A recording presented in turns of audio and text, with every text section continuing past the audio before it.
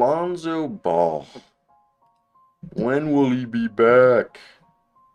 All right, let's talk about it. 'Cause supposedly he's nowhere close to returning, which is a bit upsetting. And I want to know, when will we see our man Lonzo? All right.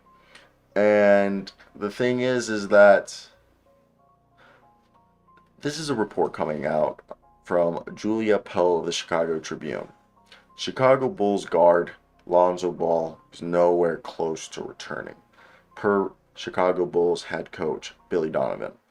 Lonzo Ball still hasn't progressed to consistent running after over a year of recovery from a meniscus surgery.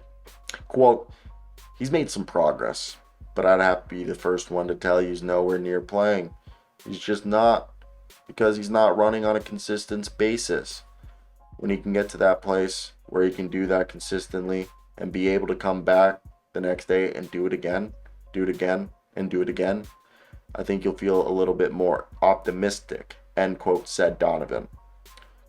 Ball last played a game in the NBA on January 14th, 2022.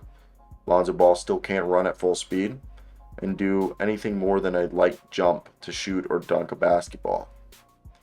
Billy Donovan said the Bulls' leadership would need to see significant improvement before the All-Star break, or it's time for some difficult conversations. If you start to get to that point, I think there will probably end up being some conversations. Okay, what if he's still not close to playing? What's the plan going forward? End quote, said Donovan. Which, is interesting in its own right, because I don't know where we're at right here, because it's a weird situation in the sense that obviously you don't want to step on any toes. We don't know what they're thinking, and this is a serious injury that we don't know what the long-term ramifications for Lonzo are at this point. And obviously we all hope right here that Lonzo is going to be back sooner rather than later. But it does get difficult to imagine a world that, okay, what if he isn't? Okay, what if this is a lot more brutal than one was, initially imagining? What are the long-term ramifications right here that we're dealing with? And I think that's the difficult conversation that we don't know the answers to yet, because it's a touchy subject. How he had a knee debridement, and I've used a lot Amari Stoudemire, who he went on to play like 5 more seasons in the NBA, but he wasn't the same guy after the knee debridement. Obviously, he was a lot older in his career, but it's just a comparison that I like to point out there, because it is a real thing to look at, and to at least acknowledge that this could potentially be not as obviously as an injury that potentially, is maybe a bit more detrimental than we initially suppose. So I just don't know right here what the correct answer, because I obviously hope for the best. I obviously hope this is just, being extra precautious, making sure that this is like carpenters always say, measure twice, cut once.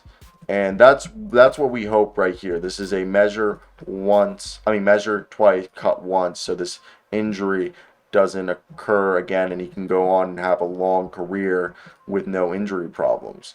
That's the hope, right? So then it comes down to, all right, what's the next step so this doesn't what's going on? What do they mean that if they need to reevaluate, what do they need to reevaluate for? And I'm interested to hear your thoughts down below. What do you guys think is going to happen? Okay? And yeah. So let me know. I want to hear your guys' opinions. What do you guys think is going on there, and why? Because I think it's definitely interesting as hell, because this is a team that Lonzo Ball is clearly the missing piece for. We've seen it before. So I want to hear your opinions down below in the comment section. Like, comment, and subscribe. Goodbye.